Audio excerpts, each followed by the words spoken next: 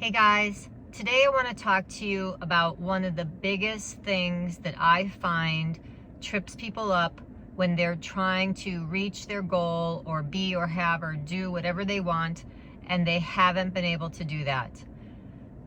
And that is the past. The past can be a huge deterrent to people moving forward and actually getting what they want. And the way this happens is we give so much power to the past. This power to the past is what is stopping you from getting what you want in your future. And I think the easiest way to explain this is to explain a conversation I had yesterday with someone, and this is the way it went. And plug yourself in for the other person as I'm talking to this other person, and think about your own situation, because I think that's how you're going to get the most help out of it. This person was telling me what their goal was, and I said, oh, is that something you still want? And she said, yes, of course. I haven't been able to do it. And I said, well, where are you currently today? Like right now, where are you with this state that you are wanting to have? Where are you today, right now? And she said, well, I am blah, blah, blah, blah, blah. That's where I am right now. I said, okay, and where do you want to be? What does that look like for you? She explained what that looked like for her in the future. Not right now, but this is where she is now, and that's the future where she would like to be. I said, okay, great. Well, this is my number one question, guys, that I'm always asking you. What is stopping you from moving forward and getting to be where you want? And she explained to me everything that had happened in the past.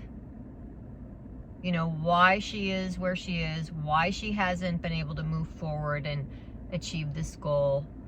And it was things like, every time I start, this happens, that happens. She's talking about herself, her own things that happen. She's talking about other people. She's talking about situations. She's talking about all these things that have happened in the past. I said, great. So that's what got you to where you are today. This is why you are where you are today. And she said, yes. I said, what has that got to do anything? What has that got to do with anything now in terms of you moving forward? Which was a question she didn't quite understand. Well, I just explained why I can't do that. Well, you were talking about the past, right? Yeah, that's in the past. I said, well, where is the past now? Where is it? Well, what do you mean, where is it? Where is the past? Where is the past right now? You told me where you are right now, and I can see that, and I get it. Where is the past existing right now? She's like, well, I don't know. It's in my mind. Like, it's in my memory. Okay, so it's in your memory. So there is no past, okay? It's not real. The past is done. It's gone. The result of the past, I understand, is what you're telling me about. In your memory, it exists now. In your memory, now. So now you have brought the past, which actually is gone, into the now, and you are using it as a validation for now. It's like using the instructions. Let me put it this way. It's like telling me you want to go to New York and you're currently in Chicago, and I'm asking you, oh, how'd you get to Chicago? And you explain to me how you get to Chicago, how you got to Chicago, which, by the way, there's many ways to get to Chicago from wherever. But you've explained to me how you got to Chicago, and I'm saying, well, so now what? How are you going to get to New York? And you explain to me, well, I'm going to get in my car. And then you explain to me how you got to Chicago again. And I'm like, well, what does that have to do with getting to New York? And then you say again, well, I just told you, every time I get in my car, this is what happens. And I say, yeah, I get that.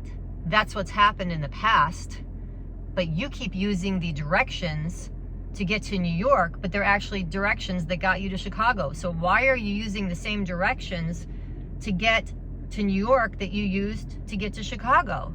Would you do that? And she's like, no, I wouldn't do that. But that's what you're doing now. You're telling me, and I get it. I totally get it. I've been there many times in my life. I get it. Why you are feeling that once you hop in your car, it's going to be the same old story. The same old story that it's always been. But that's because you're buying into this belief that those instructions are still valid, and they're not valid anymore. So if you want to use your past and still create it as in the now, because that's what we do with these memories because of fear, and mostly fear, basically, mostly fear, and you want to use that and bring it into the now as to why you can't move forward, because the second you start to see any inkling that reminds you of that trip to Chicago that's gotten you here, that exists in the past, you're going to derail, because it's like, oh, this is familiar, and you're going to give up, or you're going to feel like it's not possible, or you're going to get swayed, or whatever, all those patterns that happen. The moment you get an inkling of that, that's what's going to happen. So I get why you want to use that right now and bring that into the now, but you can't use those old instructions to get to a newer place. So that requires something different. So if you're going to use the past and you're going to give power to your past, then you must leverage that and stop using it as validation as to why you can't get to a new place in your life because of the old past. It's not to be, the past is not to be used for validation. If you want to use the past, use it for data collection. Now it's useful. Now it helps you move forward. You're not using it as an instruction manual anymore as to how to get forward. It didn't get you where you wanted. So now we use it as data collection. Oh, I remember this. This happened before. I've got to take a new route here because this didn't work before. This got me to where I am now, and I don't want to stay where I am now. So now I've got to recognize that, use it as data collection, and make a new choice. And sometimes the choice isn't an action step, like a physical action step. Sometimes the choice is just simply believing something new. Like, oh, your brain gets entrenched in that old, belief system, and that is the way we're designed, because that's how we survive as a species. That's how we stay away from danger. Oh, red flag, red flag, red flag. But it's not helpful in these non-life-threatening situations, right? So use your past. If you want to give power to your past, give it the power to help you move to a new future. And that is by using it as data collection only and choosing a new belief. Because you're buying into these lies. The past, while it might have been true at the time, it is no longer relevant. So stop making agreements to believe in a past that didn't get you where you want in the future. It's gotten you to where you are today. And that's the only thing that matters now, is where am I today and what am I going to do differently to get to a new place. That's how you want to give power to your past that actually gets you what you want. So I hope this makes sense, guys. I hope this is helpful. You can find more tips on how to shift your mindset, because that is what is going to get you what you want in your life. Go to youareunstoppable.com, click on my blog, or click on my radio links there, and you can get more tips on how to move forward. So I hope this helps.